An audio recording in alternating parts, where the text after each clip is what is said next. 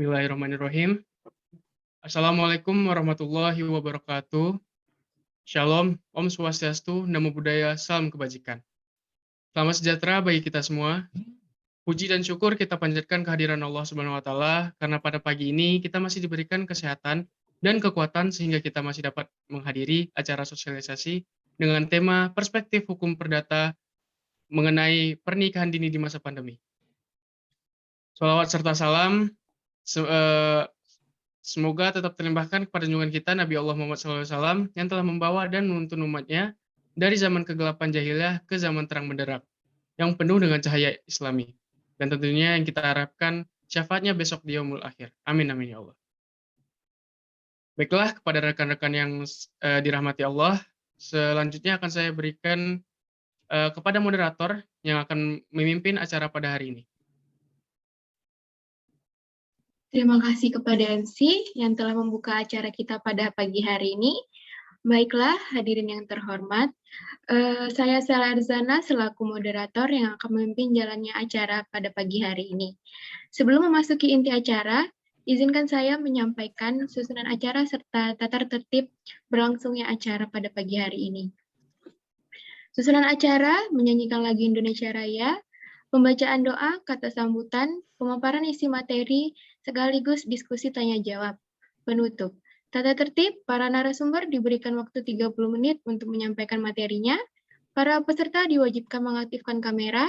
Para peserta dilarang menghidupkan mikrofon selama sesi penyampaian materi berlangsung.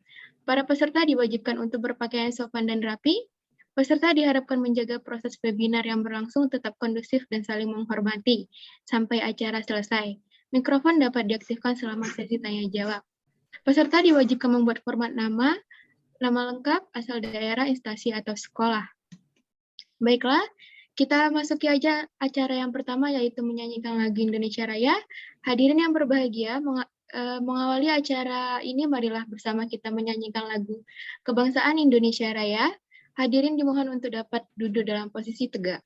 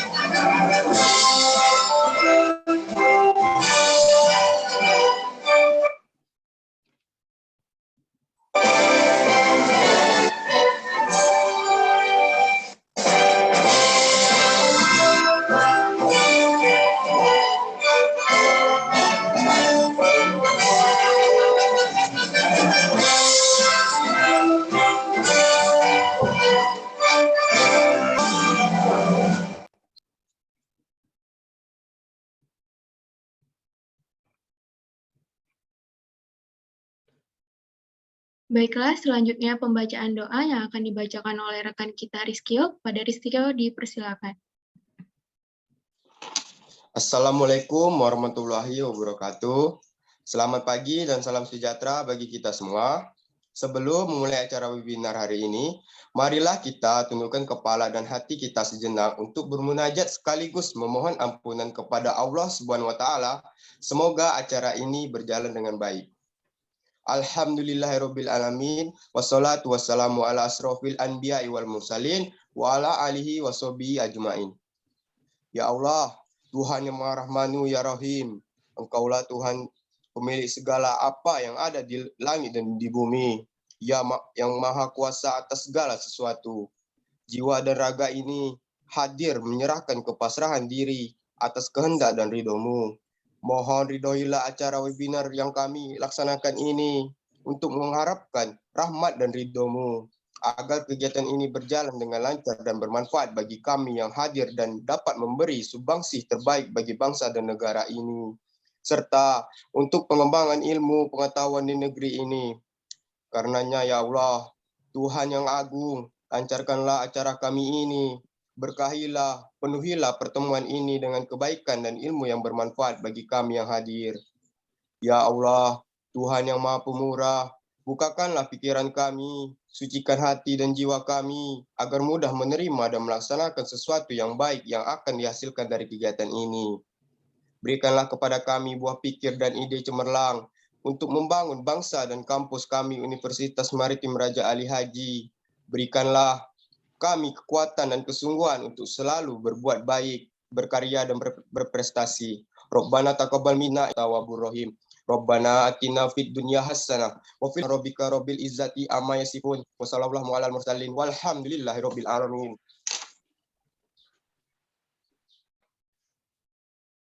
Baiklah, selanjutnya kata sambutan yang akan dibacakan oleh Ketua Pelaksana kita, yaitu Revan Sakti. Kepada Revan Sakti dipersilakan. Baiklah, terima kasih moderator. Assalamualaikum warahmatullahi wabarakatuh. Sebelum saya memberikan kata sambutan, saya ingin memberikan sebuah pantun terlebih dahulu ya teman-teman sekalian. Pohon mangga, pohon kiwi, ditanam orang di tengah kebun. Sebelum dimulai acara ini, giliran saya membacakan pantun. Goreng pisang pakai margarin, dimakan bareng bersama pagi ini. Selamat datang para hadirin, selamat menikmati acara ini. Pertama-tama saya ingin mengucapkan terima kasih atas puji dan syukur kepada Allah SWT karena berkat karunia-Nya kita bisa berkumpul di Zoom virtual ini, teman-teman. Dan juga saya ingin mengucapkan terima kasih kepada para tamu dan para hadirin sekalian karena bisa datang tepat hadir di Zoom virtual ini. Saya ucapkan lagi terima kasih sebesar-besarnya. Di Zoom kali ini akan membahas sosialisasi tentang perspektif hukum perdata mengenai pernikahan di usia dini di masa pandemi. Materinya akan lebih jelas diberikan oleh para narasumber kami yang sangat kompeten dan juga hebat pastinya. Ada dua narasumber utama kami, yaitu ada Bapak Iwan Kurniawan yang berprofesi sebagai advokat. Terima kasih Pak Iwan Kurniawan sudah datang untuk menjadi narasumber kami. Ada Abang Muhammad Kanafi, seorang tokoh muda. Terima kasih Abang Muhammad Kanafi sudah datang di acara sesi kami. Saya berharap dengan mengikuti sosialisasi ini dengan sungguh-sungguh, teman-teman dan para tamu sekalian, baik itu Bapak dan Ibu, dapat mendapatkan ilmu yang berguna dan bermanfaat pastinya. Bagi Bapak dan Ibu yang merasa ada hal-hal yang menjanggal atau yang kurang berkenan di bagian materi, bisa ditanyakan kembali di sesi tanya-jawab ya Bapak Ibu sekalian. Di akhir kata, saya ucapkan terima kasih lagi kepada para teman-teman panitia sekalian, karena dengan kalian, acara ini bisa berjalan sebagai baik. Mana mestinya ya teman-teman, terima kasih sekali. Akhir kata, saya akhiri dengan sebuah pantun, yaitu pergi memancing ke Sungai Sula, nilai dipancing di hari senja. Salam undur diri dari saya, untuk teman-teman semua. Terima kasih sekalian. Assalamualaikum warahmatullahi wabarakatuh. Saya kembalikan ke moderator. Terima kasih kepada Revan. Selanjutnya, pemaparan isi materi sekaligus diskusi dan tanya jawab. Baiklah para hadirin yang berbahagia, alangkah baiknya sebelum kita melangkah pada sesi penyampaian materi, saya akan memperkenalkan narasumber pada pagi hari ini. Karena ada istilah tak kenal maka tak sayang, maka langsung saja kita perkenalkan narasumber kita yang pertama, yakni Bapak Haji Iwan Kurniawan, SH.MH MSI, selaku advokat. Terima kasih kepada Bapak Iwan atas kehadiran dan kesediaannya menjadi narasumber kita pada pagi hari ini. Selanjutnya, narasumber kedua kita merupakan salah satu tokoh anak inspiratif peduli terhadap perlindungan anak, yakni Saudara Muhammad Kanafi. Kami sangat berterima kasih atas kesediaan Saudara Kanafi menjadi narasumber pada acara pagi hari ini. Baik, para hadirin yang berbahagia, kita akan melanjutkan sesi acara kita yang selanjutnya, yakni menayangkan gambaran secara umum tentang pernikahan dini. Baiklah, langsung saja kita sama-sama saksikan persembahan video dari kami.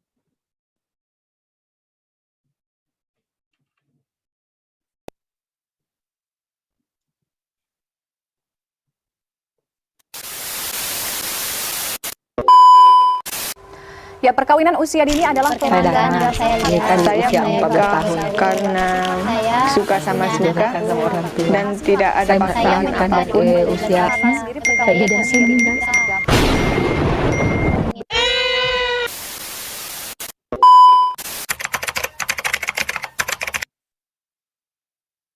Undang-Undang Republik Indonesia Nomor 16 Tahun 2019 tentang perubahan atas Undang-Undang Nomor 1 Tahun 1974 tentang perkawinan telah menaikkan batas minimal usia untuk menikah apabila pria dan wanita sudah mencapai umur 19 tahun. Aturan tersebut pun dibuat dengan tujuan mencegah terjadinya pernikahan dini. Namun, meski undang-undang tersebut terdapat isi yang menjelaskan bahwa ketentuan umur sebagaimana yang telah dimaksud, di dalam undang-undang tersebut pun telah menyatakan bahwa orang tua kedua pihak dapat meminta dispensasi kepada pengadilan agama dengan alasan yang sangat mendesak. Oleh sebab itu, selama pengadilan agama menyetujui bukti-bukti pendukung, isi dari ayat 2 tersebut dapat menyebabkan angka pernikahan dini yang melonjak. Lantas siapa yang patut dirugikan dalam hal ini? Adalah para perempuan. Usia pernikahan yang terlalu muda bagi perempuan membuat mereka rentan menjadi korban. Ancaman eksploitasi hingga kekerasan kerap menghantui para perempuan yang telah menikah saat usia dini. Pernikahan usia dini adalah pelanggaran dasar hak asasi anak. Pernikahan yang terjadi saat usia dini dapat membatasi hak anak atas pendidikan, kesehatan, penghasilan, keselamatan, kemampuan, serta membatasi peran sebagai anak. Dari sisi kesehatan sendiri, pernikahan dini dapat berdampak buruk terhadap anak karena belum adanya kesiapan organ tubuh untuk mengandung serta melahirkan. Dampak fisik ini tidak hanya terjadi kepada ibu saja, tetapi juga akan berdampak untuk anak itu sendiri, karena anak yang akan dilahirkan pada usia yang masih sangat rentan dapat menyebabkan anak tersebut akan terlahir prematur atau berat badan yang rendah. Selain berdampak secara fisik, pernikahan dini akan berdampak secara mental, yang akan meningkatkan angka kasus perceraian serta meningkatnya kasus KDRT. Pernikahan dini juga dapat terjadi karena kurangnya perhatian orang tua, adanya faktor budaya, serta karena adanya faktor sosial dan ekonomi. Oleh karena itu, pentingnya edukasi sejak dini mengenai pernikahan dini yang akan dilakukan oleh orang tua serta anak itu sendiri.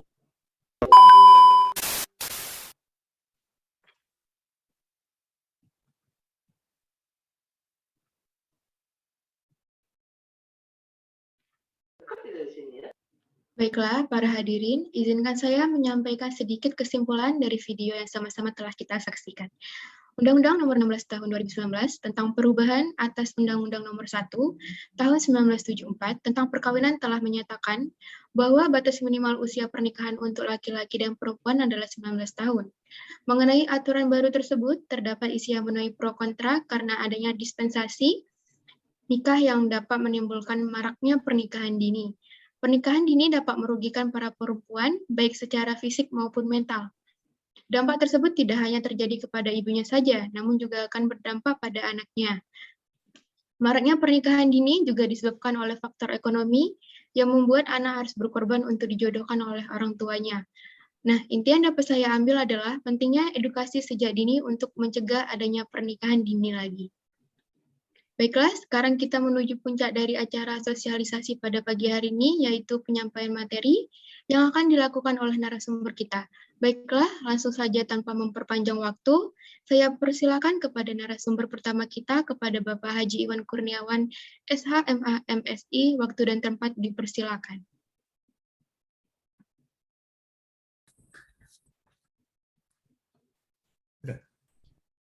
Langsung.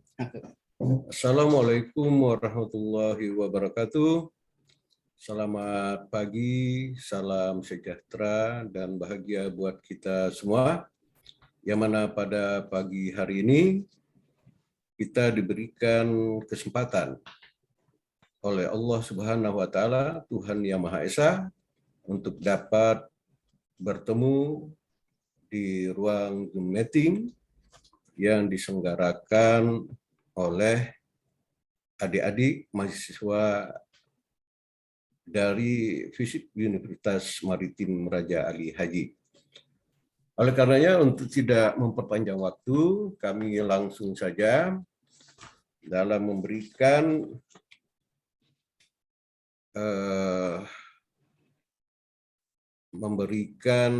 semacam pengajaran lah, atau semacam tukar pikiran antara saya selaku praktisi hukum, ya, sekaligus sebagai dosen, kepada adik-adik mahasiswa semua. Di sini saya sudah mempersiapkan power. Nah, ini. Nah, saya sudah mempersiapkan materi yang dapat kita lihat di sini dalam kajian kita pagi hari ini tentang perspektif hukum perdata mengenai pernikahan dini di masa pandemi. Nah, saya juga mengucapkan terima kasih kepada para adik-adik semua yang telah memberikan kesempatan dan kepercayaan kepada saya berikut dengan tim saya. Di sini juga saya juga dibantu oleh tim dari kantor saya, kantor advokat penasihat hukum Iwan Kurniawan SH MH MSI, yaitu saudara Rajil SH sebagai seorang pengacara. Sesuai dengan tema kita pada hari ini, yaitu perspektif hukum perdata mengenai pernikahan dini di masa pandemi. Di sini saya memandang ada dua variabel yang ada di sini. Variabel pertama yang dapat kita bahas yaitu terkait dengan perkawinan dini. Nah, kedua variabelnya yaitu pandemi COVID-19. Nah, bisa dilihat di slide PowerPoint kita di sini. Kemudian variabel perkawinan dini, coba diklik, ada nggak apanya? Nggak ada ya. Selanjutnya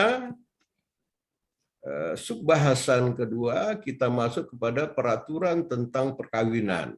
Nah di sini ketika tadi kita dapat melihat bahwa adik-adik itu sudah memaparkan melalui video, cuplikan video terkait dengan undang-undang perkawinan. Ya. Tetapi kita dalam hal ini kita jangan lupa bahwa negara kita adalah negara hukum.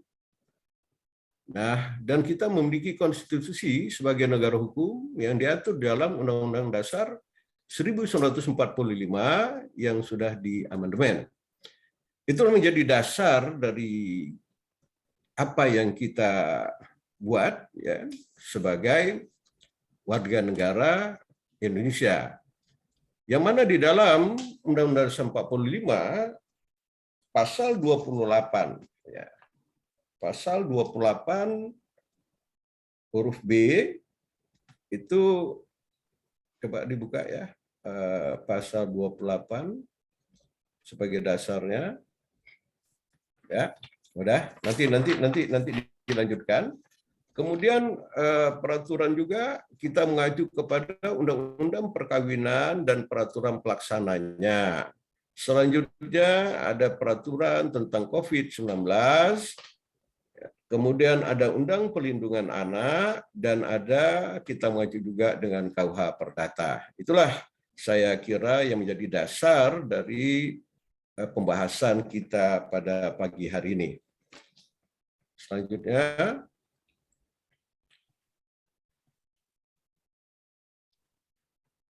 ya, nah, latar belakang. Jadi tadi kita juga telah melihat latar belakang mengapa terjadinya perkawinan dini. Ya, di sini saya juga memberikan sedikit latar belakang di dalam pembahasan kita pada pagi hari ini. Idealnya perkawinan itu diberlangsungkan oleh orang-orang yang sudah dewasa dan atau orang-orang yang sudah dianggap dewasa menurut undang-undang dalam melangsungkan perkawinan. Namun, berdasarkan fakta yang ada, ternyata terdapat orang-orang yang melangsungkan perkawinan tetapi belum dewasa atau belum cukup usia untuk melangsungkan perkawinan menurut undang-undang. Sementara berdasarkan Konstitusi RI Undang-Undang Dasar 45, membentuk keluarga merupakan salah satu hak asasi manusia bagi setiap warga negara Indonesia. Kemudian di sisi lain, Undang-Undang tentang Perkawinan mengatur tentang usia minimum tentang persyaratan perkawinan. Kemudian Undang-Undang Perlindungan Anak mengatur tentang batas usia anak yaitu 18 tahun ke bawah. Sedangkan menurut Undang-Undang Perkawinan mengatur tentang izin melangsungkan perkawinan apabila sudah berusia 19 tahun, baik pria maupun wanita. Bagi seorang yang belum cukup usia nikah menurut Undang-Undang Perkawinan, maka kepada mereka dapat diberikan dispensasi dengan mengajukan permohonan ke Pengadilan Agama bagi yang Muslim dan ke Pengadilan Negeri bagi non-Muslim. Ini juga telah disinggung sedikit ya di dalam pengantar acara ini. Nah, di sini saya akan menampilkan pasal-pasal yang terkait dengan perkawinan. Nah, saya mengutip dulu pasal 24 huruf B Undang-Undang 45, yaitu dapat kita baca bersama, hak membentuk keluarga dan melanjutkan keturunan melalui perkawinan yang sah. Itu adalah hak seseorang, ya, hak warga negara Indonesia.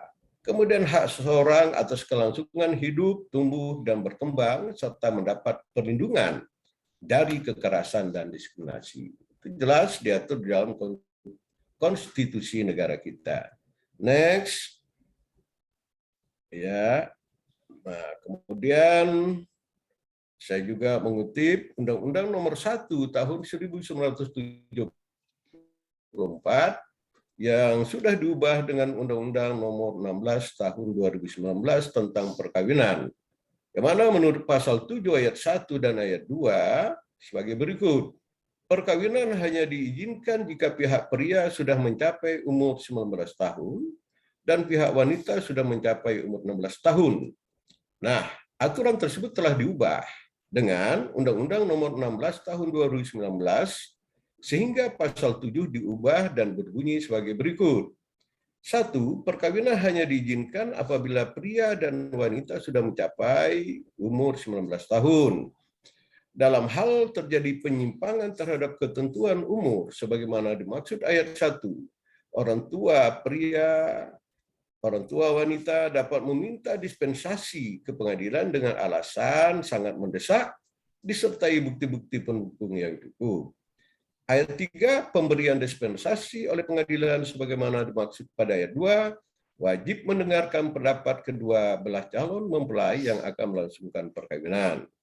Kemudian ayat 4, ketentuan mengenai keadaan seorang atau kedua orang tua calon mempelai sebagaimana dimaksud dalam pasal 6 ayat 3 dan ayat 4, berlaku juga ketentuan mengenai permintaan dispensasi sebagaimana dimaksud pada ayat 2 dengan tidak mengurangi ketentuan sebagaimana dimaksud dalam pasal 6 ayat 6. Oke, next.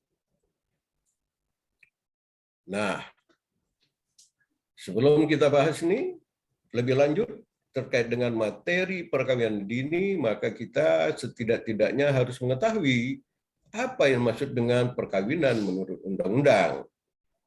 Dalam Undang-Undang Nomor 1 Tahun 74 diubah dengan Undang-Undang Nomor 16 Tahun 2019 Pasal 1. Perkawinan ialah ikatan lahir batin antara seorang pria dengan seorang wanita sebagai suami istri dengan tujuan membentuk keluarga rumah tangga yang bahagia dan kekal berdasarkan ketuhanan yang Maha Esa. Pasal 2. Perkawinan adalah sah apabila dilakukan menurut hukum masing-masing agamanya dan kepercayaannya itu. Tiap-tiap perkawinan dicatat menurut peraturan perundang-undangan yang berlaku. Next.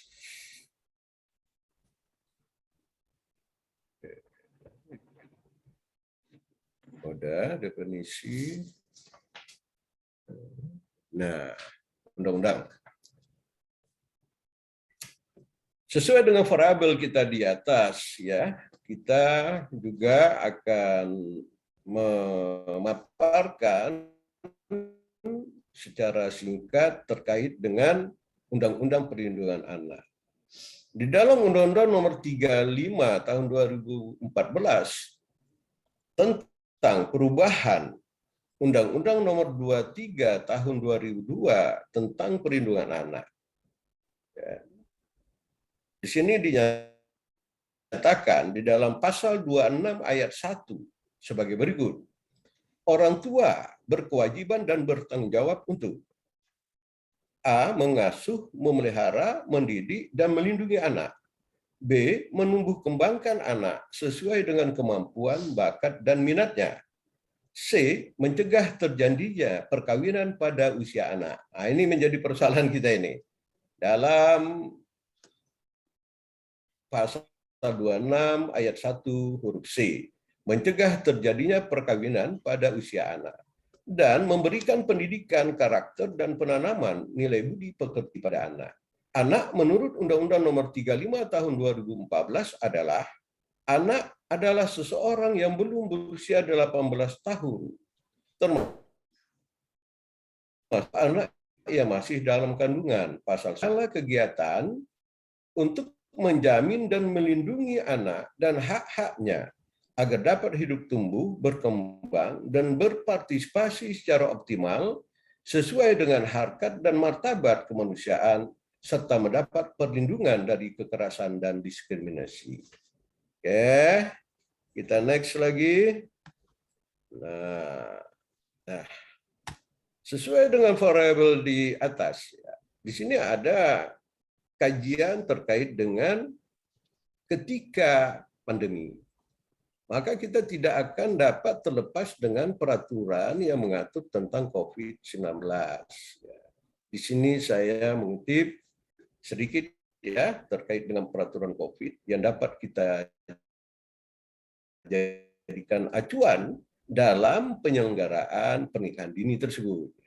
Di mana dalam peraturan COVID diatur dalam PP nomor 21 tahun 2020 tentang pembatasan sosial berskala besar dalam rangka percepatan penanganan coronavirus di CSC 2019. Kemudian apa dasar pembentukan PP tersebut? Di sini saya tampilkan yaitu Undang-Undang Nomor 4 Tahun 1984 tentang wabah penyakit menular, kemudian Undang-Undang Nomor 24 Tahun 2007 tentang penanggulangan bencana, selanjutnya Undang-Undang Nomor 6 Tahun 2018 tentang kekarantinaan kesehatan. Ya. Kemudian next.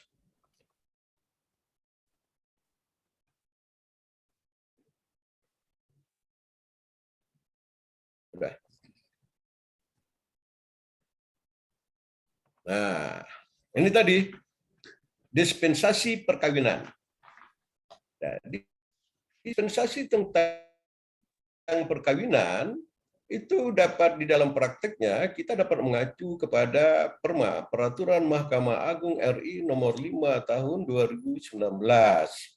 Ya, yang mana di dalam PERMA tersebut tujuan ditetapkannya pedoman permohonan dispensasi kawin adalah untuk menerapkan asas sebagaimana dimaksud pasal 2, yaitu asas kepentingan terbaik bagi anak, asas hak hidup dan tumbuh kembang anak, asas penghargaan atau pendapat anak, asas penghargaan harkat dan martabat manusia, asas non-diskriminasi, kesetaraan gender, asas persamaan di depan hukum, asas keadilan, asas kemanfaatan, dan asas kepastian hukum. Ingat, asas-asas tersebut di atas itu semuanya mengacu pada Undang-Undang Dasar 1945 sebagai konstitusi Negara Kesatuan Republik Indonesia. Kemudian menjamin pelaksanaan sistem peradilan yang melindungi hak anak. Nah, kita mengacu tadi tentang Undang-Undang Perlindungan Anak. Anak juga harus dilindungi. Gitu. Kemudian ayat nomor 3 meningkatkan tanggung jawab orang tua dalam mencegah perkawinan anak. Nah, tadi kan sudah disebutkan pada pasal 26 ayat 1 huruf C Undang-Undang Perlindungan Anak. Ya, sedapatnya dicegah perkawinan dini itu. Kemudian angka keempat, mengidentifikasi ada atau tidaknya paksaan yang melatar belakangi pengajuan permohonan dispensasi kawin. Nah, di sini nanti dapat dilihat dalam perkembangan ketika mengajukan permohonan dispensasi di muka pengadilan. Kelima, mewujudkan standarisasi proses mengadili permohonan dispensasi kawin di pengadilan. Kemudian, next. Nah, selesai dan terima kasih. Untuk selanjutnya saya membuka sesi tanya jawab. Apabila mungkin ada dari para peserta webinar ini yang ingin langsung bertanya jawab terkait dengan materi atau tema kita pada hari ini. Dan saya tutup dengan Assalamualaikum warahmatullahi wabarakatuh.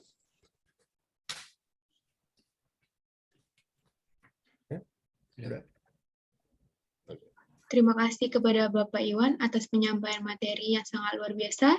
Semoga para peserta dapat mengambil banyak manfaat dari penyampaian Bapak Iwan. Baiklah, para hadirin yang berbahagia, kita langsung saja menuju kepada narasumber yang kedua, yakni Saudara Muhammad Kanafi. Kepada Saudara Kanafi, waktu dan tempat dipersilakan. Oke, baik. Sebelumnya panitia, suara saya kedengaran? Dengaran, Bang. Oke, baik. Terima kasih. Bismillahirrahmanirrahim. Assalamualaikum warahmatullahi wabarakatuh. Salam Om Swastiastu, Namo Buddhaya, salam kebajikan. Sebenarnya saya ucapkan terima kasih kepada panitia yang telah mempercayai saya sebagai narasumber kita dalam topik pembahasan perspektif hukum perdata mengenai pernikahan dini di masa pandemi. Dan saya juga tanpa mengurangi rasa hormat Bapak Haji Iwan Kurniawan SH MH MSI sebagai advokat. Sebelumnya teman-teman telah mengetahui saya dari tokoh anak inspiratif peduli terhadap perlindungan anak, tapi mungkin bingung ya dari lembaga mana atau instansi mana.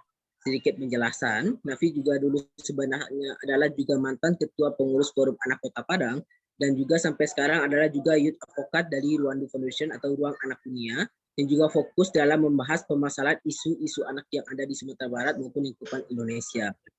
Tadi dari penjelasan Bapak Haji Iwan Kurniawan sudah saya rasa sudah sangat komplit, sudah sangat lengkap karena beliau sudah menyinggung tentang undang-undang usia anak dari Kemen PPA dan perubahan hukum dari Undang-Undang 16 tahun 2019 sudah sangat lengkap bagi saya. Mungkin saya sebagai narasumber kedua hanya mengulas kembali bagaimana perspektif atau pandangan kita dari Forum Anak Padang atau dari anak muda yang ada di Sumatera Barat maupun tingkat Indonesia.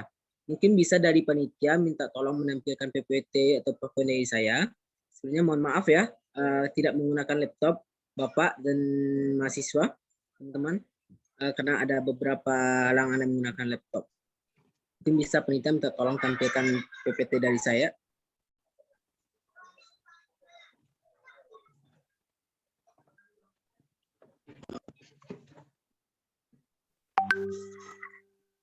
Kelihatan, Bang, PPT-nya? Oke, kelihatan.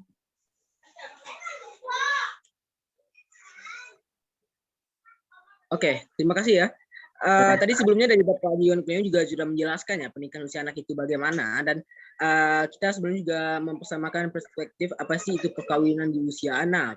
Kalau tadi dari menurut pasal 1 Undang-Undang Nomor 1 1974 telah melakukan revisi atau perubahan, perkawinan adalah ikatan lahir batin antara seorang pria dan wanita,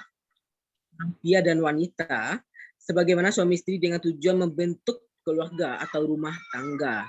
Sedangkan menurut di PPT saya yang ada di depan adalah pernikahan usia anak merupakan salah satu bentuk kekerasan dan eksploitasi terhadap anak karena melanggar sejumlah hak anak yang telah dijamin dalam Konvensi Hak Anak. Mungkin teman-teman semua mengetahui ya ada berapa jumlah hak-hak anak di Indonesia yang harus kita penuhi. Itu ada sekitar 31 hak anak menurut Kementerian Pemberdayaan Perempuan dan Perlindungan Anak, terdapat 31 hak anak yang harus dipenuhi oleh orang tua maupun keluarga sekitarnya. Itu sudah dari 31 hak anak itu sudah terangkum dalam 4 golongan hak anak yang sebelumnya sudah dijelaskan juga oleh Bapak Haji Iwan Kurniawan. 4 golongan hak anak itu adalah yang pertama hak tumbuh kembang, yang kedua hak kesanggupan hidup atau perlindungan, hak perlindungan, yang ketiga adalah hak partisipasi. Jadi ada 4 hak yang wajib yang dipenuhi dulu. Karena kenapa dalam pernikahan usia anak ini sering terjadi di Indonesia, perlu teman-teman ketahui, di Indonesia adalah tingkatan kedua tingkat ASEAN setelah Kamboja yang menghasilkan pernikahan usia anak terbanyak di tingkat ASEAN. Tapi jika di tingkat di dunia, Indonesia merupakan urutan ke-37 penghasilan pernikahan usia anak. Ini adalah data menurut TPPKK atau Tim Penggerak Pemberdayaan dan Kesejahteraan Keluarga. Jika pernikahan usia anak ini masih terus terjadi di Indonesia, maka dampaknya atau impact-nya kepada anak tadi itu banyak, teman-teman. Yang pertama adalah hak atas kesehatannya juga bakal berdampak, hak atas pendidikannya juga berdampak, hak budaya, norma budaya, aspek ekonomi, aspek sosial, dan aspek hukum. Lanjut.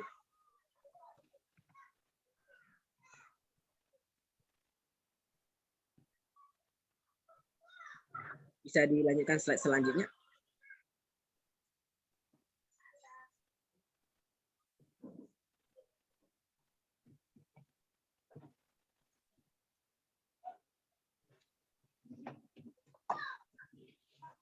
Yang ini, Bang. Mungkin bisa Oke. Sembari melanjutkan slide selanjutnya ya, saya jelaskan lagi. Jika kita membahas perkawinan usia anak, yang dinyatakan anak itu adalah dari usia 0 sampai 18 tahun. Itu dari dalam kandungan ibu sampai 18 tahun itu masih dikatakan usia anak. Makanya kenapa harus ada perubahan dari Undang-Undang Undang-Undang Nomor 1 1974, karena itu tadi dari undang-undang itu masih dimasukkan dalam kategori usia anak 0 sampai 18 tahun. Kalau untuk yang prianya oke lah dari 19 tahun, tapi dari wanitanya itu sangat kita kasihani.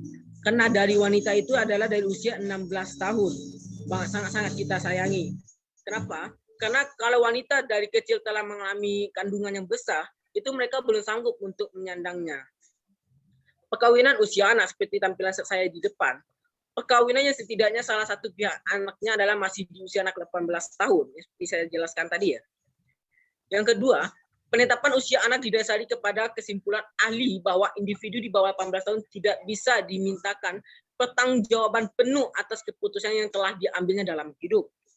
Yang ketiga, terdapat faktor lain membuat mereka tidak siap untuk menikah, seperti tingkat perkembangan fisik, emosionalnya belum siap, seksualnya pun belum siap, bahkan dari segi psikologinya pun belum siap.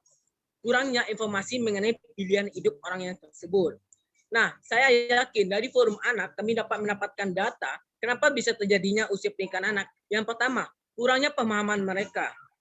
Yang kedua, mereka tidak terlalu mengetahui apa nanti dampak dari si ibu dan anaknya nanti untuk kedepannya. Bisa dilanjutkan selanjutnya.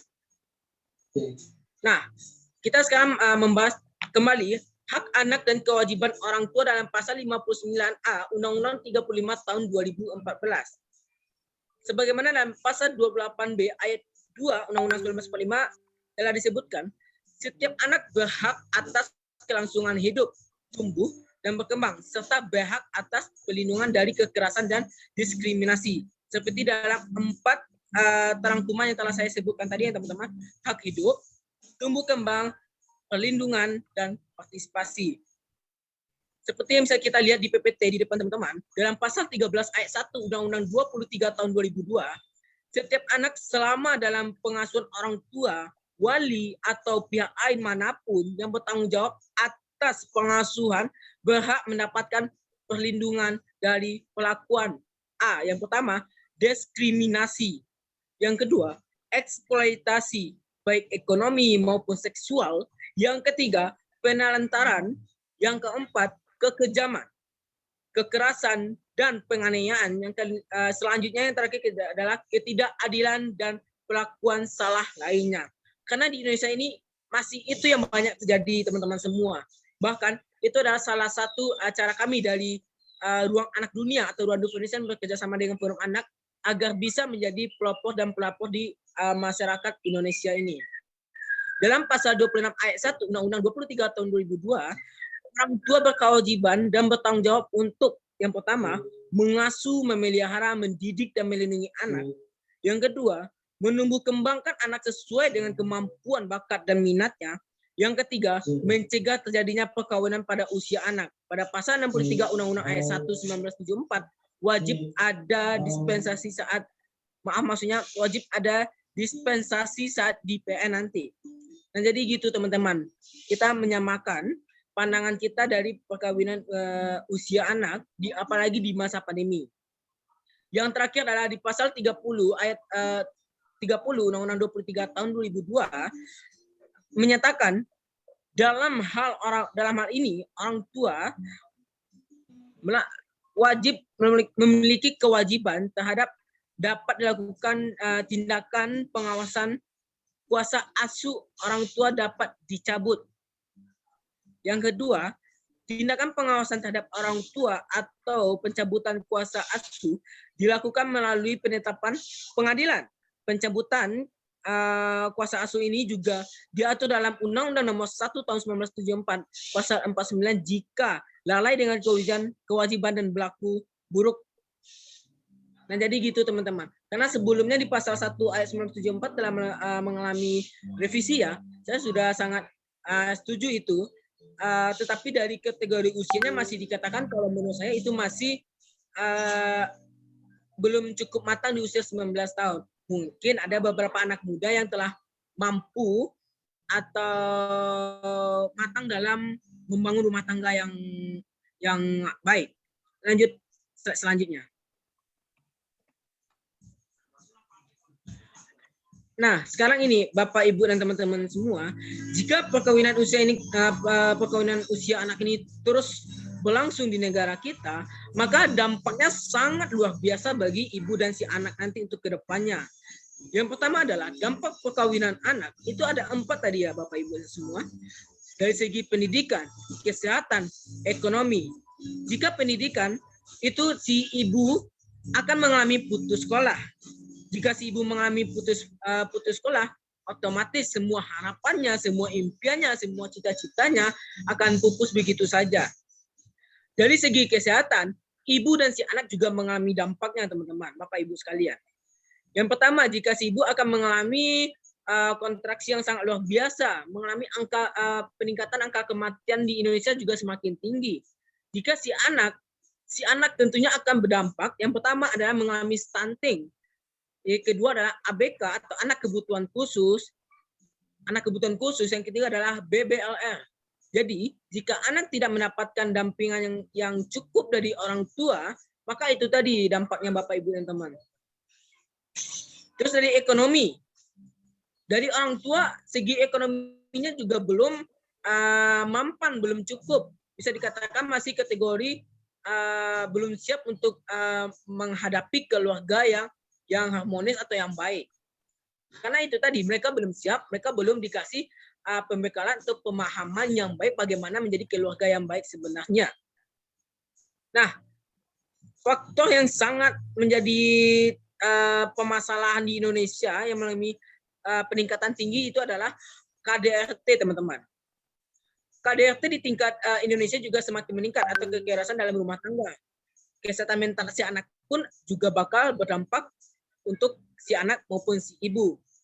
Selanjutnya, identitas anak tadi itu belum jelas, teman-teman. Karena kenapa? Dari segi si capil, dari pihak dinas capil juga belum bisa menetapkannya.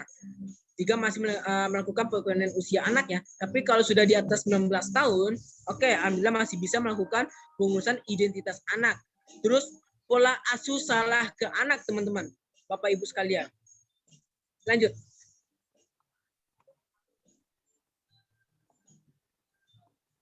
Lanjut saja.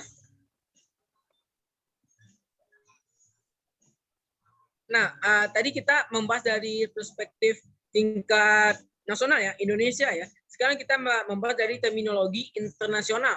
Yang pertama dalam poin 1 pada tahun 1962 menyatakan Konvensi Majelis Umum PBB tentang persetujuan atas pernikahan usia minimum untuk pernikahan dan pendaftaran pernikahan menyatakan menetapkan usia minimum untuk pernikahan pada pasal 2 itu adalah 19 tahun tadi ya teman-teman.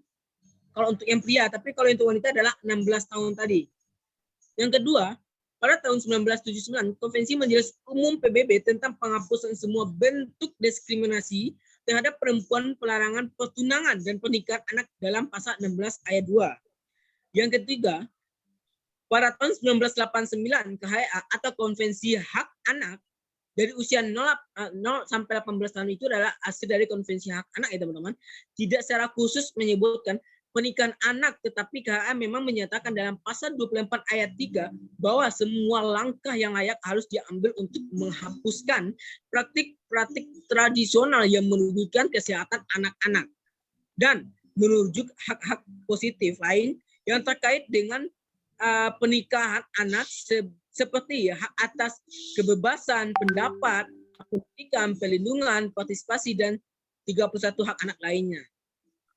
Terus pada 1990, Piagam Afrika tentang hak dan kesejahteraan anak adalah salah satunya traktat hak asasi manusia yang dengan jelas meminta negara-negara peserta untuk menetapkan usia minimum untuk kedua orang yang memasuki pernikahan pada usia 18 tahun, pasal 21 ayat 2. Tetapi alhamdulillah Indonesia sudah segera melakukan perevisi undang-undang tadi ya teman-teman, sehingga pada yang boleh diizinkan untuk melakukan usia pernikahan itu adalah di atas 19 tahun. Tapi kalau di bawah usia 18 tahun itu masih belum bisa dilakukan.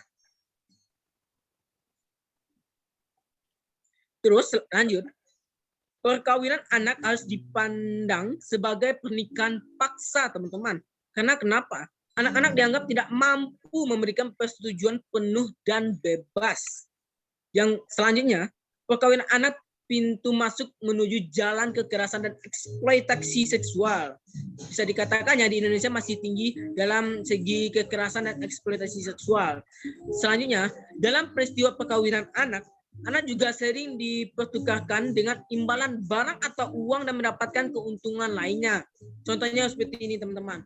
Kalau di daerah saya ya di Sumatera Barat, jika terdapat kedapatan anak-anak yang melakukan hubungan di luar nikah, masih bisa dikatakan kategori usia anak ya teman-teman Bapak Ibu sekalian, itu akan dikenakan sanksi berupa memberikan 20 sak semen atau digunakan untuk pembangunan jalan. Itu kan sebenarnya bagus ya, enggak bisa dikatakan tidak layak untuk memperjuangkan hak-hak anak. Lanjut, dalam beberapa kasus anak merupakan korban pemerkosaan dipaksa menikah dengan si pelaku yang saya sebutkan tadi. Lanjut, yang terakhir adalah beberapa kasus pernikahan anak sebagai modus perdagangan anak atau penjualan anak. Jadi itu masih banyak beberapa kasus di Indonesia seputaran tentang kasus-kasus anak. Lanjut panitia. Nah, kita lanjut ya. Menurut dari pandangan KUHP atau Kitab Undang-Undang Hukum Pidana, Undang-Undang 23 tahun 22, Undang-Undang 35 2014 dalam PA, tidak ditemukan pidana bagi para pihak yang terlibat dalam perkawinan usia anak. Jadi, jika masih nanti kedapatan teman-teman Bapak Ibu sekalian, anak-anak melakukan perkawinan usia anak, itu tidak disebutkan apa hukumnya atau sanksinya, tidak ada.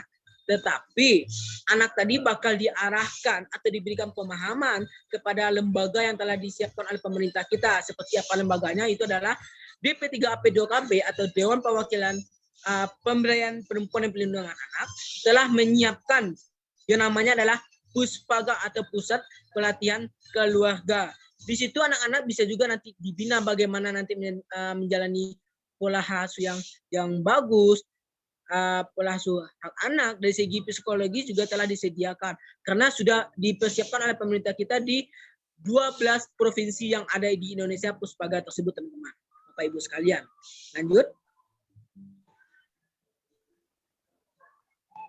Nah, apa sih tantangan lain kita dalam memperjuangkan stop perkawinan usia anak? Itu adalah menurut peraturan Mahkamah Agung lain Perma nomor 5 tahun 2019 tentang dispensasi perkawinan. Tadi juga udah disinggung oleh oleh narasumber sebelumnya ya. Oleh Bapak Haji Iwan Kurniawan sudah dibahas juga. Yang kedua adalah pencegahan dengan upaya pemenuhan hak anak secara maksimal 4 klaster hak anak. Jadi Bapak Ibu dan teman-teman semua, dari klaster hak anak ini memiliki banyak bagian klaster. Itu juga termasuk dalam klaster dari 31 hak anak. Misalnya, belum tersedia data sehingga sulit dalam merencanakan tindakan. Bisa melakukan irisan data angka putus sekolah, usia perkawinan di bawah 21 tahun, umur pertama melahirkan. Terus, perkawinan anak yang tidak tercatat secara agama saja sulit mendeteksinya, teman-teman. Karena kenapa? Karena di Indonesia ini masih banyak melakukan perkawinan usia anak secara tidak terus terang melakukannya, masih sembunyi-sembunyi. Mungkin karena beberapa faktor ya seperti melakukan hubungan di luar nikah, melakukan paksaan dari keluarga, banyak faktornya yang membuat mereka diam-diam dalam melakukan perkawinan usia anak. Terus lanjut adalah peluang menaikkan kebijakan lokal dengan memperkuat strategi pencegahan. Banyak nih kasus para ibu muda, nggak hanya ibu muda saja ya, melakukan pengguguran kandungan. Itu juga dilarang ya dalam peraturan undang-undang negara kita. Itu dilarang dan dikenakan hukuman. Bagi pelaku dokternya pun juga diseret peraturan dalam undang-undang, saya lupa dalam undang-undang berapa, pokoknya sudah disebutkan dalam pasal tersebut. Lanjut.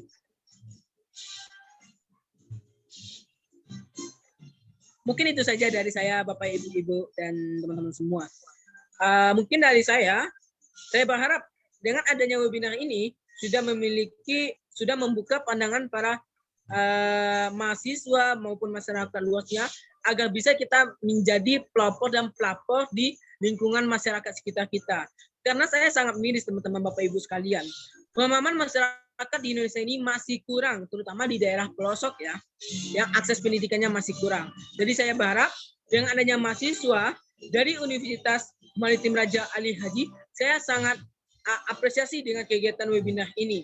Karena sangat membuka, telah memberikan pandangan kepada teman-teman bagaimana perkawinan usia anak itu yang baik, yang tidak boleh sesuai dengan peraturan undang-undang yang telah ada di Indonesia. Mungkin sekian dari saya. Jika ada yang salah mohon dimaafkan. Wabillahi taufiq hidayah. Wassalamualaikum warahmatullahi wabarakatuh. Waalaikumsalam warahmatullahi wabarakatuh.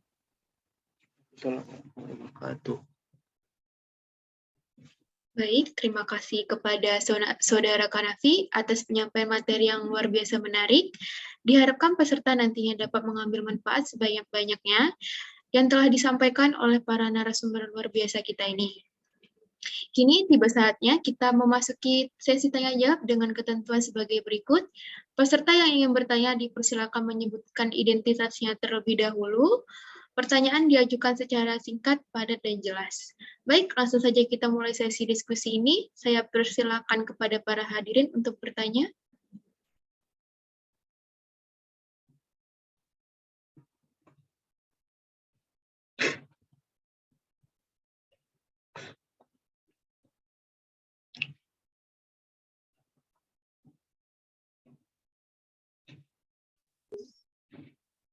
Izin bertanya, moderator.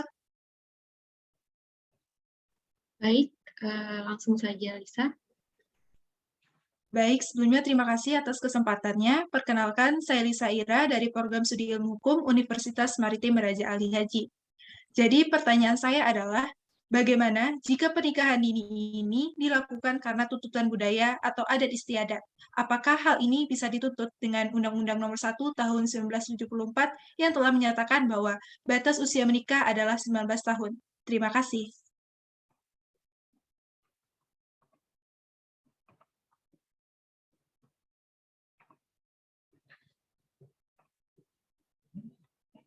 Selanjutnya, apakah ada yang ingin bertanya?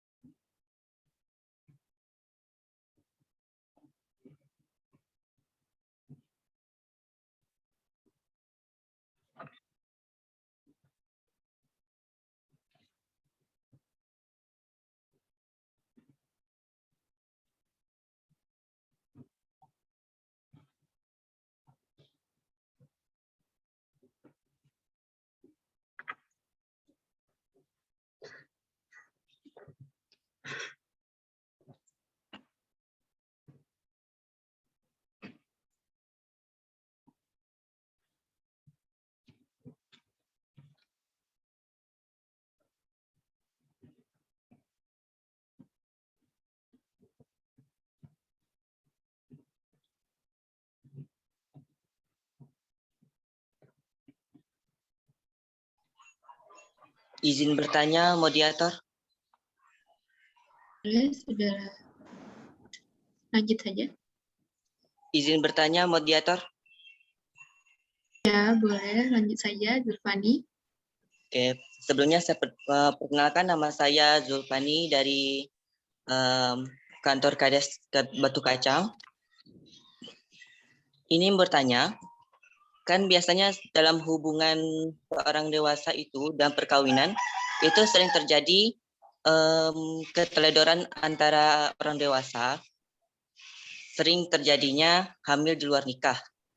Apakah itu kalau ingin pernikahan itu dilakukan saat seorang wanita itu telah melahirkan, apakah itu boleh? Diajukan kepada siapa?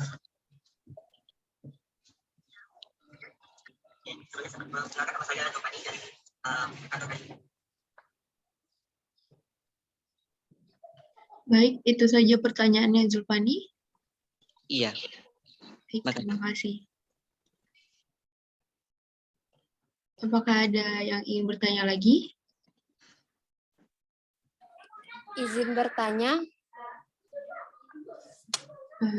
Lanjut, Sandra Dewi. Tadi kan membahas tentang pernikahan dini berdasarkan undang-undang yang telah diatur. Namun di masyarakat sekarang banyak terjadi juga pernikahan dini yang melanggar peraturan dari undang-undang. Bagaimana konsekuensinya? Terima kasih.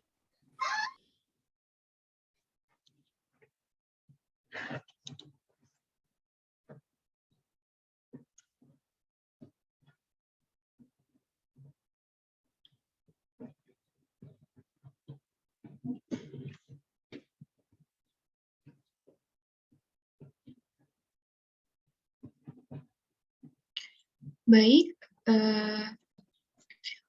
saya persilakan untuk kedua narasumber untuk menjawab pertanyaan yang telah ditanyakan. Mungkin untuk pertama kita persilakan terlebih dahulu kepada Bapak Iwan. Bapak Iwan dipersilakan. Ya, langsung ya. Ya, terima kasih kepada para peserta yang memberikan pertanyaan kepada kami sebagai narasumber. Dan sebelumnya saya juga ucapkan terima kasih kepada narasumber adik kita, siapa namanya? Si Hanafi ya.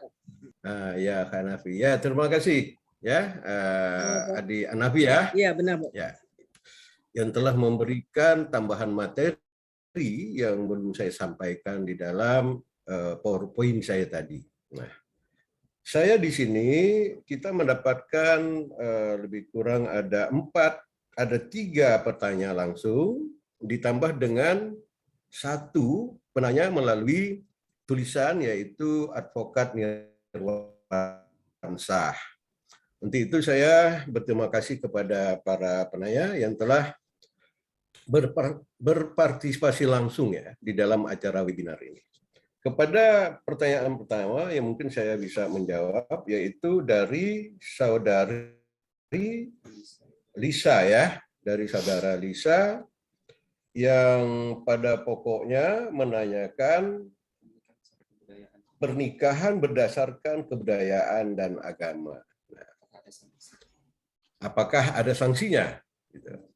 Sebagaimana yang telah disampaikan oleh saudara Hanafi tadi, bahwa tidak ada sebenarnya sanksi pidana yang mengatur terkait dengan dilangsungnya pernikahan dini. Sepanjang pernikahan itu memang tidak mengarah kepada tindak pidana atau tindakan kriminal. Misalnya tanpa ada paksaan, ya kan, tanpa ada intimidasi dan sebagainya. Kalau itu terjadi, maka pelaku daripada pernikahan itu akan terkena sanksi, tetapi bukan karena perkawinannya, tetapi sanksi itu karena perbuatan pelanggaran tindak pidananya.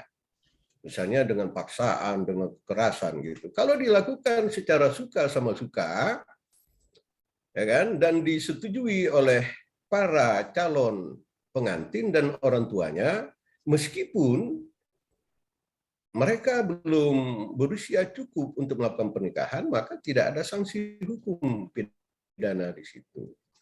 Nah, kita juga harus kembali kepada aturan kita. Yang mana di dalam Undang-Undang Nomor 174 yang telah diubah dengan Undang-Undang Nomor 16 Tahun 2019. Di dalam pasal 2 dinyatakan dengan tegas, perkawinan adalah sah apabila dilakukan menurut hukum masing-masing agamanya dan kepercayaannya. Inilah menjadi dasar bahwa perkawinan di Indonesia diselenggarakan menurut hukum agama yang ada di Indonesia dan hukum adat, sepanjang hukum adat itu masih diakui keberadaannya di Indonesia. Maka kita di dalam praktek perkawinan sehari-hari dapat kita lihat bahwa anak-anak usia yang belum cukup untuk melakukan pernikahan, dalam prakteknya banyak terjadi. Misalnya di usia bahkan ada yang 11 tahun, 12 tahun untuk yang perempuan, ya kan? Itu Bung Saudara Hanafi pasti sebagai pegiat untuk perlindungan anak, ya pasti selalu menghadapi atau menerima persoalan-persoalan seperti itu ya, untuk Saudara Hanafi. Kalau saya selaku pengacara sebagai advokat, juga terkadang menangani persoalan-persoalan tersebut, bahkan ada yang sampai ke ranah pidana. Ketika seorang anak wanita dipaksa oleh pacarnya, taruhlah kita katakan demikian, dibawa lari tanpa sepengetahuan daripada kedua orang tuanya. Dan orang tuanya itu melapor ke kepolisian karena anaknya dibawa lari. Nah, disinilah timbulnya pidana. Karena melarikan anak orang perempuan ya yang belum cukup usia untuk layak nikah. Karena di situ itu kembali kepada Undang-Undang Perlindungan Anak yang tanggung jawab dan kewajibannya masih berada penuh di bawah kekuasaan orang tuanya. Itu dasarnya, dasar hukumnya. Kenapa kok orang tua bisa melaporkan seorang laki-laki yang melarikan anaknya? Walaupun mereka itu bercinta, udah ya istilahnya sudah berhubungan lah. Nah, tetapi orang tua ada hak untuk membuat laporan, ya. Nah, itu yang bisa saya jawab ya untuk Saudari Lisa. Nah, selanjutnya saya coba menjawab untuk pertanyaan Saudara Zulfandi. Ini saya mau tahu ini dulu. Pak Zulfandi ini, Saudara Zulfandi ini di Batu Kacang nih. Batu Kacang daerah mana nih ya? Ya kan, kalau memang di luar daripada Kepri ya kita alhamdulillah dan bersyukur bahwa acara webinar ini diikuti tidak saja di Tanjung Pinang atau Kepri tetapi di luar Kepri ya. Apabila pemateri kita juga Saudara Hanafi itu rupanya dari luar Kepri ya. Terima kasih ya Saudara Hanafi. Jadi ini ada pertanyaan, apakah boleh dilakukan pernikahan setelah melahirkan? Nah, kita kembali lagi pada peraturan perundang-undangan. Kalau kita mengacu kepada Undang-Undang Nomor 1 Tahun 74 tentang perkawinan, ya kan? Itu juga tidak mengatur sampai hari ini yang tidak melarang bahwa orang setelah melahirkan atau ketika hamil harus melakukan perkawinan. Tetapi ingat, sebagai warga negara Indonesia, sebagai penduduk Indonesia, kita masing-masing memiliki agama dan keyakinan sebagaimana diatur oleh konstitusi negara kita. Ya, negara kita itu menjamin setiap warga negaranya dalam beragama dan berkeyakinan. Jadi dalam hal ini sanksinya itu hanya moralitas, ya, dan sanksi agama. Seseorang yang menikah apabila dilangsungkan pernikahan itu di luar daripada undang-undang perkawinan, sepanjang pernikahan tersebut sah menurut keyakinan agama dan kepercayaannya, maka itu banyak terjadi juga di dalam praktek sehari-hari di negara kita atau di daerah kita. Misalnya, anak ini belum cukup usia nih, ya kan? Tapi mereka tidak bisa mengajukan dispensasi. Ini saya juga tertarik nih terkait dengan persoalan ada, ya saya baca itu di daerah Sulawesi ya, seorang kakek yang ingin menikah dengan anak perempuan berusia 15 tahun, ya, tetapi akhirnya karena pihak keluarga mungkin tidak mau mengajukan dispensasi ke pengadilan, sehingga mereka nikah siri, nikah di bawah tangan terlebih dahulu. Agar apa? Agar perbuatan yang mereka telah lakukan itu, menurut tanda kutip, ya, mungkin tidak bertentangan dengan agama yang mereka anut atau mereka yakini. Sehingga ketika anak melahirkan, mungkin menjelang usia perempuan itu dewasa, kan mereka bisa melakukan perkawinan yang sah. Mereka bisa melaporkan perkawinannya menurut ketentuan hukum yang berlaku. Hanya di sini ada kelemahan. Apabila perkawinan ini tidak dicatatkan, nah, kembali kepada pasal 2, ya kan? Tiap-tiap perkawinan dicatat menurut peraturan perundang-undangan yang berlaku. Maka apabila perkawinan itu tidak dicatatkan di instansi pemerintah yang berwenang untuk itu, korbannya nanti kan si perempuan. Karena ingat, undang-undang perkawinan ini dibentuk oleh negara kita. Ini filosofinya adalah bagaimana melindungi kaum perempuan Indonesia. Itu filosofi dibentuk undang-undang perkawinan. Karena negara kita ini adalah negara yang majemuk dan heterogen, baik dari suku bangsa maupun agama yang terdapat di Indonesia. Maka itu, sebagaimana kita ketahui bahwa ajaran Islam membolehkan pria menikah lebih daripada satu. Itu menurut ajaran Islam sepanjang itu adil. Dan itu juga nanti ada diatur dalam Undang-Undang Nomor 174. Asalkan ada persetujuan daripada si istri. Kemudian di agama-agama tertentu juga ada yang nyatakan asas perkawinan itu hanya sekali, hanya kematianlah yang memisahkan. Ada, dan itu juga mengacu kepada KUH Perdata. Itu namanya, itu saya ada sedikit singgung di situ. Nah, bagaimana untuk mengatasi persoalan ini? Maka lahirlah Undang-Undang Nomor 174 yang filosofinya itu bagaimana dia menghargai dan menghormati kaum perempuan. Nah, kemudian dalam perkembangannya, alhamdulillah, negara kita akhirnya membuat undang-undang perlindungan anak, ya kan, karena banyak terjadi korban seperti yang sudah disinggung oleh saudara Hanafi tadi. Nah, itu kita bersyukur sekian puluh tahun baru lahir undang-undang perlindungan anak. Oke, itu dulu yang dapat saya sampaikan. Selanjutnya saya akan coba menjawab dari pertanyaan saudari Sandra. Banyaknya pernikahan usia anak yang terjadi, apa konsekuensi hukumnya? Nah, tadi juga sudah dijawab. Ya kan? Fakta di lapangan kita dapat melihat bahwa banyak terjadi perkawinan di usia dini. Nah, inilah menjadi topik yang hangat dalam pembicaraan di webinar kita pada pagi hari ini. Konsekuensi hukumnya, tadi juga saudara Hanafi sudah sebutkan, tidak ada hukum pidana. Kecuali perkawinan itu diberlangsungkan, ada indikasi-indikasi yang mengarah kepada tindakan kriminal. Maka timbullah di situ persoalan pidana. Kalau sepanjang dia dilakukan suka sama suka, ya, kemudian orang tuanya juga menyetujui, ya itu tidak ada pidana. Kalau kita bicara tentang perkawinan dan persetujuan perkawinan. Tapi kalau perkawinan yang dipaksakan, jangankan perkawinan di bawah umur, perkawinan yang sudah cukup umur pun apabila dipaksakan maka terkena hukum. Ya kan seperti itu. Dan saya sebagai advokat selalu juga menangani case-case seperti itu. Misalnya orang sudah usia dewasa, dia mencuri usia, kemudian ketahuan, dia terkena dengan pemalsuan surat menyurat.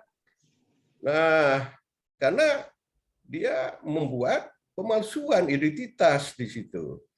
Selanjutnya di daerah Kepri ini, Saudara Hanafi, banyak perkawinan yang dilangsungkan antar warga negara, antara negara Malaysia, warga negara Singapura, ya, dengan orang-orang perempuan-perempuan Indonesia banyak terjadi. Nah, terkadang kami menghadapi juga persoalan-persoalan itu, yang mana warga negara Singapura akhirnya memalsukan identitasnya supaya dapat melangsungkan perkawinan di Indonesia. Nah, terkena persoalannya bukan persoalan perkawinannya, perkawinan perbuatan tindak pidana yang mereka lakukan. Bahkan orang-orang luar negeri itu ada yang menikahkan anak-anak atau perempuan-perempuan Indonesia yang masih berusia dini, di bawah 18 tahun. Nah, ketika Undang-Undang Nomor 174 kan untuk perkawinan kan 16 tahun. Setelah undang-undang yang terbaru ini 16/2019 baru dipersamakan menjadi 19 tahun. Itu banyak terjadi, ya. Saya rasa itu daripada penanya Saudari Sandra. Kemudian saya juga mau memberikan tanggapan untuk rekan saya, Advokat Nirwansyah. Ya, terima kasih ya. Melalui chat, dia bertanya bahwa intinya bahwa perkawinan menurut ajaran Islam dan adat tidak mengacu pada usia. Kan seperti itu. Ya, kita sepakat bahwa kalau mengacu kepada ajaran Islam dan undang-undang adat dan adat masyarakat yang ada di Indonesia, ya memang tidak mengacu pada usia. Mereka mengacu kepada akil baligh bagi seorang laki maupun seorang wanita.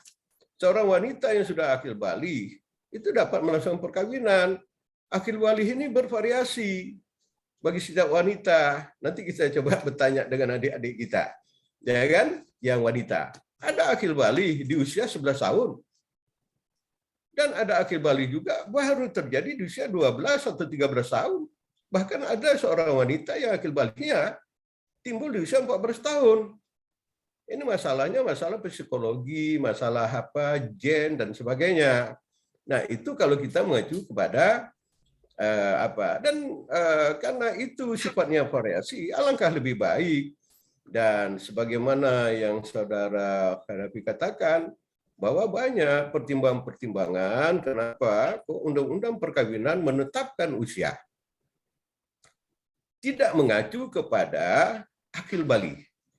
Begitu juga laki-laki. Kemungkinan mungkin akil baligh laki-laki itu timbulnya sangat bervariasi, ya kan? Mungkin ini perlu dilakukan penelitian.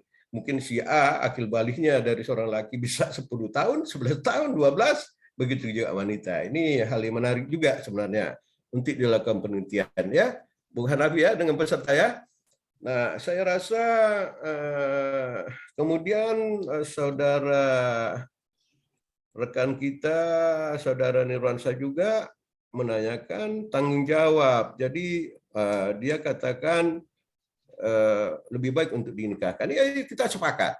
Maka itu Undang-Undang Nomor 174, nah dari Undang-Undang Nomor 174 itu sudah memberikan sebuah kebijakan-kebijakan yang dapat ditempuh, ya kan, agar pernikahan itu dapat segera diberlangsungkan walaupun anak tersebut belum cukup usia. Nah, dengan adanya perubahan atas Undang-Undang Nomor 174 berubah menjadi Undang-Undang Nomor 16 Tahun 2019, selanjutnya Mahkamah Agung sebagai lembaga hukum tertinggi di Indonesia membuatlah peraturan Mahkamah Agung yang telah saya sampaikan tadi dan telah juga diperkuat oleh ulasan dari Saudara Hanafi, ya, yaitu Perma Nomor 5 Tahun 2019. Di situ kan udah saya paparkan apa maksud daripada dikeluarkannya Perma. Ya, antara lain itu ya menerapkan asas sebagai asas-asas yang berlaku sebagai hak asasi anak yang saudara hadapi itu katakan mungkin lebih kurang 31 hak anak ya, kalau saya tidak salah dengar tadi. Jadi itu untuk melindungi anak semuanya. Ya, saya rasa itu yang dapat saya sampaikan. Terlebih dan terkurang saya mohon maaf ya. Sekian dan terima kasih. Ya. Baik, terima kasih kepada Bapak Kembali Iwan ke moderator. atas jawaban yang luar biasa. Semoga bermanfaat untuk para peserta. Selanjutnya, mungkin ada tambahan dari Saudara Kanafi untuk memberikan tanggapan atas pertanyaan yang sudah ditanyakan. Kami persilakan.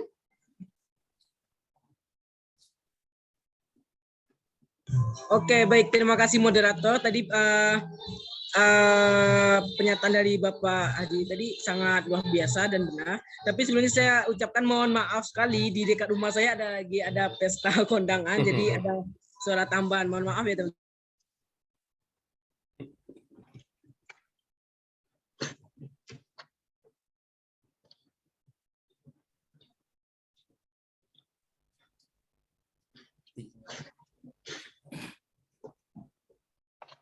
Segi budaya, mengingat Indonesia kita ini adalah negara yang kaya dengan budaya, ras, suku, dan agama. Itu memiliki ketentuan tertentu dalam perspektif pernikahan, apalagi di pernikahan usia anak. Cuman kembali lagi kepada negara kita. Negara kita adalah negara hukum yang memiliki peraturan tertentu dalam kasus pernikahan usia anak. Jadi kalau seandainya sesuai dengan peraturan tentara sudah ditetapkan tidak ada sanksi tadi sudah dijelaskan juga ya kepada dari Bapak Iwan, sanksinya mungkin ada rasa sama suka ya nggak ada kena sanksi. Tapi kecuali jika ada kasus kayak pelarian anak, pembunuhan dan segala macam, itu baru akan dikenakan hukuman yang jelas sesuai dengan pasal. Kecuali jika dia tidak dalam usia anak. Kalau dia usia anak itu tergantung peraturan dari pemerintah bagaimana cara dia akan menyelesaikan kasus tersebut. Seingat saya sebagai dulu ketua forum anak Padang dan juga sebagai youth advocate dari Rwanda Foundation atau Ruang Anak Dunia, kami juga membahas bahwasanya jika ada anak yang mengalami kasus pernikahan usia anak atau dia telah mengandung, dia telah mengalami mentah, itu kami akan melakukan pendampingan namanya Bapak Ibu teman-teman. Melakukan pendampingan kepada pihak dari DP3P2KB atau Dewan Perwakilan Pemberdayaan Perempuan dan Perlindungan Anak di Sumatera Barat. Di situ sudah ada namanya Puspaga atau pusat pelatihan keluarga, atau di situ juga sudah disiapkan psikologi untuk anak yang mengalami kasus-kasus anak, terutama kasus pernikahan usia dini. Tapi kalau tadi ada juga pertanyaan dari chat ya, di kolom chat, Bapak Iwan Kurniawan sudah menjawab juga, dan itu saya sudah setuju dengan jawaban dari Pak Iwan Kurniawan. Tapi itu tadi tambahan saya. Kembali lagi kepada negara kita. Negara kita memiliki hukum, peraturan tertentu, apalagi terutama di pernikahan usia anak. Ingat, kita di anak Indonesia ini memiliki 31 hak anak yang harus dipenuhi. Apapun permasalahan anak, apapun bentuk permasalahannya, kita sebagai orang yang dewasa, orang yang lebih besar, harus membimbing mereka. Tidak boleh kita melakukan pencelaan atau menyalahkan mereka begitu saja. Karena mereka juga mengalami kekurangan perhatian, kekurangan pemahaman dan segala macamnya. Maka karena itu, kita sebagai mahasiswa, anak muda yang akan diharapkan oleh generasi bangsa ini, kita harus bisa membawakan advokasi di Indonesia bagaimana nanti bentuknya perubahan pernikahan usia anak ini supaya tidak terjadi lagi peningkatannya, penambahannya. Mungkin dari saya, mungkin itu aja ya panitia, moderator. Cukup dari itu saja. Ini kebisingan sudah semakin menjadi. Sekian dari saya. Terima kasih. Bagus ya. Kebisingan makin menjadi. Terima kasih kepada Saudara Kanafi atas jawaban yang luar biasa. Semoga bermanfaat untuk para peserta. Baik, sebelum penutupan acara, kita akan ada sesi foto bersama untuk para peserta, dimohonkan on cam. Terima kasih.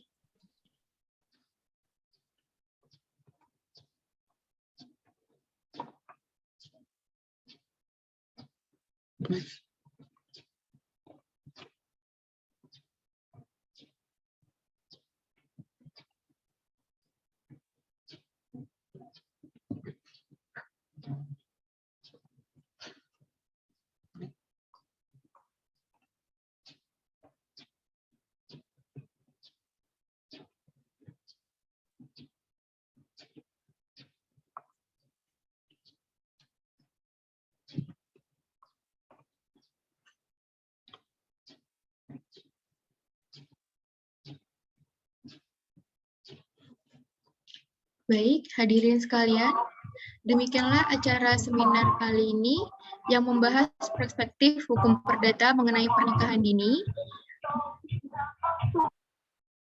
Sebelum sesi ini kita akhiri, saya akan mencoba menyimpulkan hasil seminar kali ini.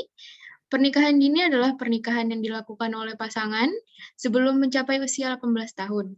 Usia minimum untuk menikah pada dasarnya, Pasal 2 UU Perkawinan mengatur bahwa perkawinan adalah sah apabila dilakukan menurut hukum masing-masing agamanya dan kepercayaannya. Kemudian setiap perkawinan dicatat menurut peraturan perundang-undangan yang berlaku, Pasal 7 ayat 1 Undang-Undang Nomor 16 Tahun 2019 tentang perubahan atas Undang-Undang Nomor 1 Tahun 1974 tentang perkawinan.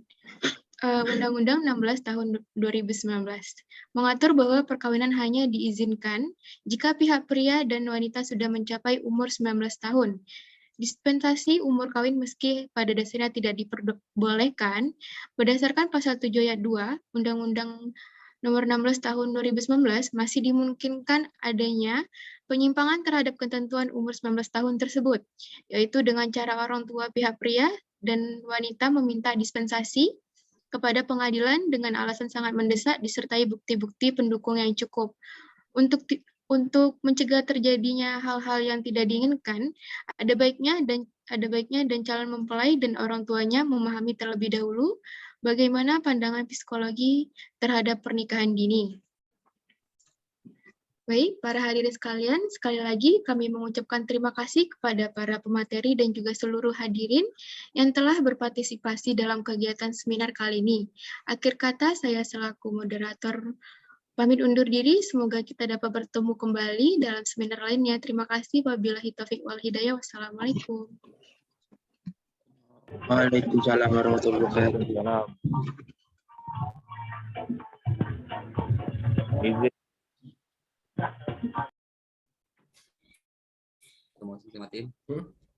Kita terima kasih dulu.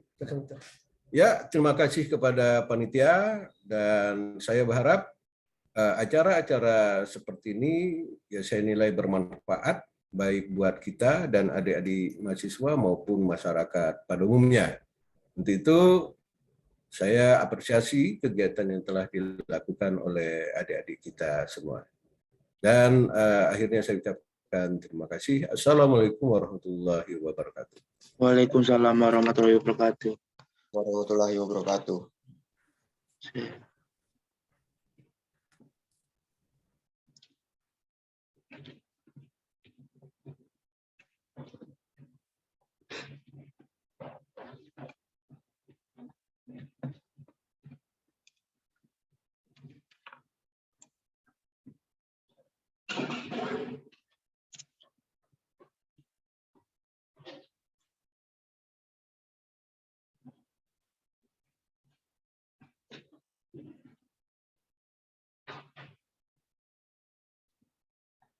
Oke, terima kasih untuk kepada Bapak Iwan Kurniawan dan juga Bang Muhammad Kanafi telah hadir di acara kami ini.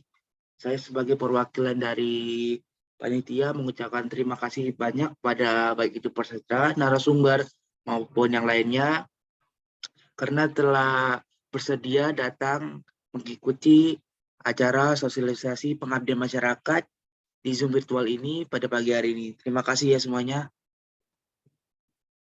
Baik, kepada para peserta boleh meninggalkan Zoom meeting atau live.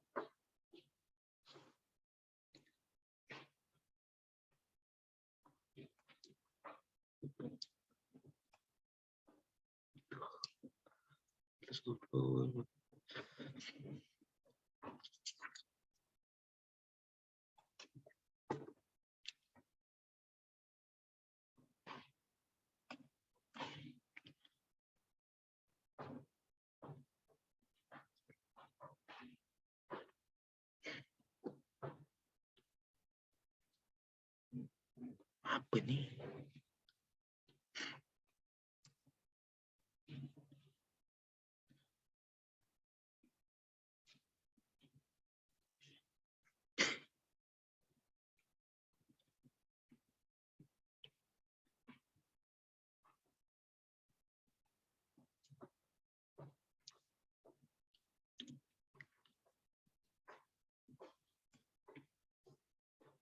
Jadi, kapan kita makan nasi Padang ya?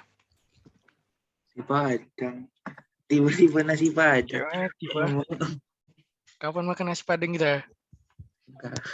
Makan rumah masing-masing ya lah. Gak ada Ini acara mau di end Padang. Ini mau live-nya mau di end dulu apa gimana nih? End aja, Bib. Foto. Udah capek-capek gue cari dokumentasi.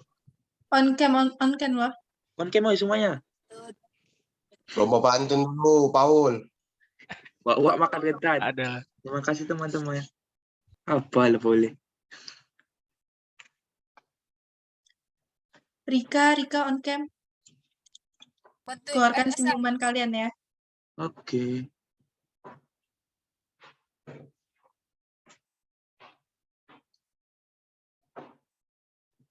Udah siap belum nih? Mau aku SS nih? Sabar. Kamu Rika? Wow. Apa sih? Jelas tuh.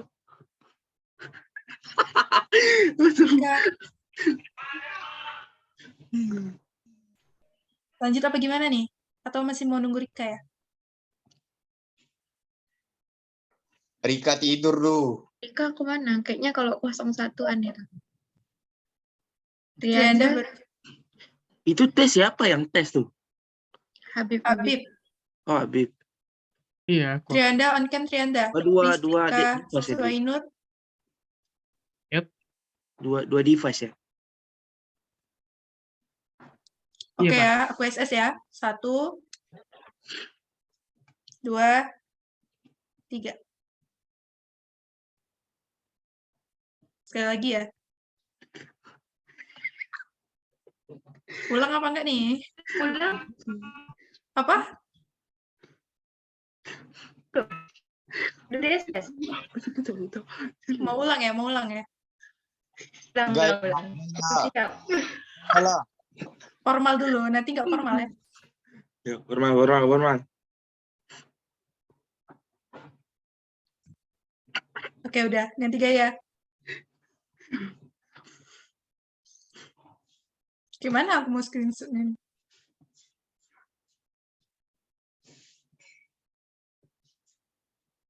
Udah. Ya.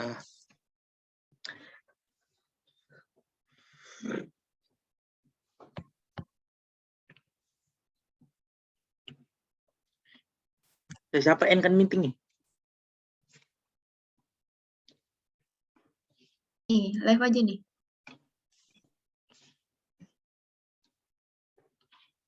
Hostnya langsung end kan aja, biar recordnya kesimpan. End apa nih Pak? End meeting for all? Iya, untuk semuanya, biar recordnya kesimpan. Nggak perlu. Siapa Paul kan tadi ya record? Nggak perlu ini kan, nggak perlu post record kan? Apa? Nggak perlu post dulu kan recordnya, langsung aja end meeting for all kan? Matikan dulu record ya, baru end meeting. Matikan dulu recordnya? Ya. Nggak bisa, jangan. Harus end kan langsung maksudnya. Kalau nggak ke-end kan, nggak kesimpan dia. Oke. End kan, nggak usah tekan apa-apa lagi. Ya udah, end meeting for all. Oke, bye semuanya.